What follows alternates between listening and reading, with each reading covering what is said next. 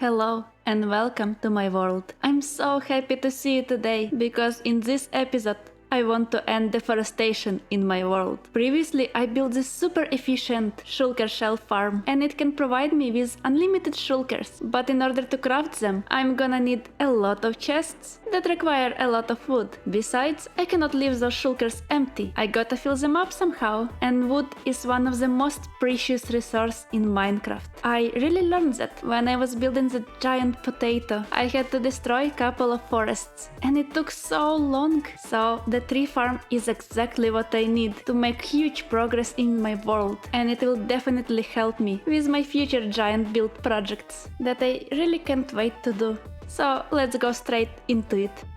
Like most of the farms in Minecraft, tree farm requires some space. So I had this genius idea of digging a huge hole right under my house. I have this great idea of having a lot of farms hidden underneath my base. So naturally, I dig a hole. Quite a big hole if you ask me, but then I started having second thoughts. The farms that I'm gonna build today, it's definitely gonna be explosive. And I'm just not sure if I want to keep that under my house. If I mess up any of it, my home will go boom. I don't want that. No one wants that. Besides, I will need a lot of bone meal. And then I realized I already have a farm that provides me with a lot of bone meal. And it's actually in perfect location. I can build my tree farm right next to it. Previously, I have found one of these very beautiful lush caves. It really is breathtaking. I love it so much and I was really looking forward to utilize it much more. So far, I only have this skeleton spawner. And I made this spawner to convert skeletons into strays. It provides me with a lot of bones and slowness arrows. And those bones will be very useful in my tree farm. And I really love spending my time here. This place is so gorgeous. You know, I have to build even more farms here. There is so much space for me to use. So I've decided to put my farm here, not too far from the spawner. So I can go between tree farm and spawner quite easily. As always, we start from collection system. Water is easy way to funnel all the tree resources will go into the hole. Hold on a minute, do you see that? Diamonds! How long they have been here? This lush cave has a lot of secrets. So, what was I saying? All the tree resources will funnel down this hole, go to the soul sand that will have a bubble column, and go up to the sorting system. So after long thought and research, I decided to go with ENXO4 design. It's so simple, but it's so productive. It's quite easy to build, and it surely can be used for almost all type of woods, maybe except of dark oak. And the idea behind it, it's quite simple. While trees are growing in the bottom, you use a redstone clock and a scaffold as transmitter to send out TNT that will explode the tree.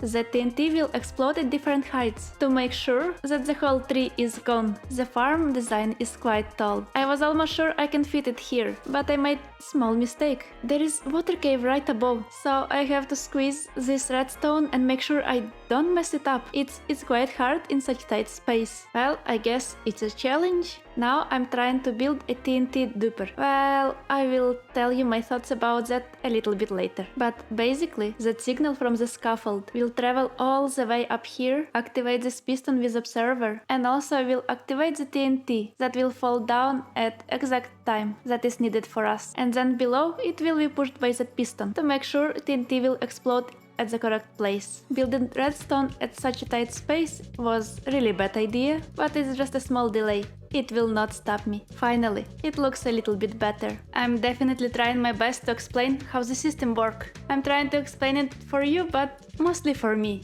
Of course, if you want to know more, you should go to INXO4 video. The links are in the description. I know right now I'm building these farms using existing designs, but I didn't play Minecraft for that long, and I'm still learning all the redstone and mechanics. And I believe that by building it, I'm learning, and eventually I can build a farm of my own. Now, when the top part seems to be done, we just need to build a very simple redstone clock, with on and off switch of course, and it sends a signal right to this trapdoor, and whether the status of trapdoor is open or closed decides the status of the scaffold that triggers the TNT system up there, where the TNT dispenser is. Also, it triggers that system where TNT is pushed to the correct spot. Let's see it a little bit closer in action. That's a very simple but very powerful mechanic. We cannot really see a status of scaffold, but those observers sure can do, and they trigger those pistons that dispense TNT right over here.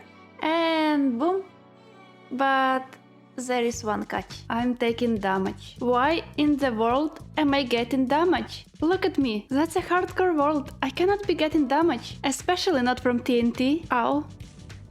Ow.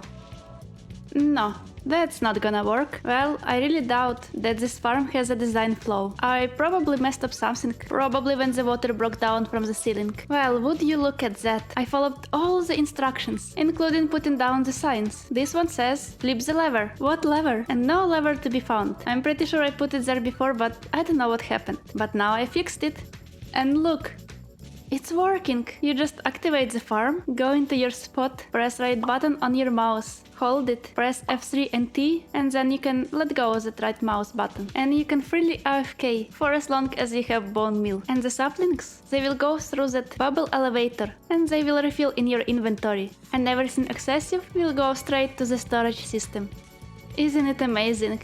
Now I just need to AFK for a while here, and then over here.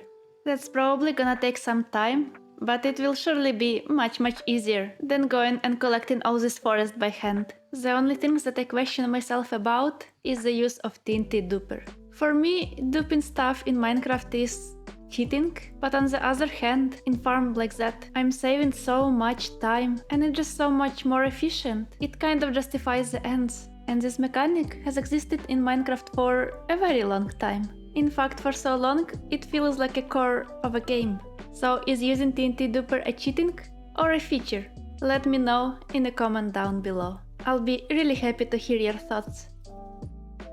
Also, would you look at that? Now I'm level 69. My very empty head is happy, and I got an idea. What if I get to level 100 in this episode? I mean, I have so much wood to collect, and it will need a lot of bone meal. So by AFKing here for a while, I can reach level 100. I may or may not involve some villager trading and some of my other farms that provide a bit of XP. But you know, I really want this challenge. Getting level 100, I think it's about time. Also, it's about time I take care of that. These diamonds. I almost forgot about them. After having all the netherite armor, you don't really care about them. Also, my farm needs small upgrade. Observer, dispenser, and a pressure plate. This very simple system will always refill my bone meal, as long as I have enough input, and I can AFK in this place for a longer time. Just activate the lever, and off to work. I think I can also make different bone meal farm, feeding directly into this system. But for now, this works. You know, I'm very happy I got to finally use this lush cave a bit more. But it's still a dangerous place to be. Look at those endermans. Is he having a party? Speaking about party, skeletons with aqua affinity are annoying, and I have to put some blocks on top of the spawner. And wouldn't you look at that? I'm level 99. I really don't know how much time has passed. I kind of lost track of it. But I'm so close to level 100. And I don't want to get level 100 by staying next to the spawner. I want to do something special. I want to do something more wholesome. I want my level 100 achievement be more joyful. And axolotls are perfect for it. Let me just get some of tropical fish. I wanna get level 100 by breeding the axolotls. And if I'm very lucky, maybe I can get that super rare blue one. I know it's a long shot, and probably not gonna happen that fast. But I wanna try. If it happens, it happens. Either way, I'm getting my 100 levels. Well, not like that. Let me feed you. That's gonna take some time. That bar looks very close to 100, but how close is it? Who knows? I put my axolotls in this temporary pool. It was actually always here. I just put glass around. But I think they deserve something better. Much better place to live.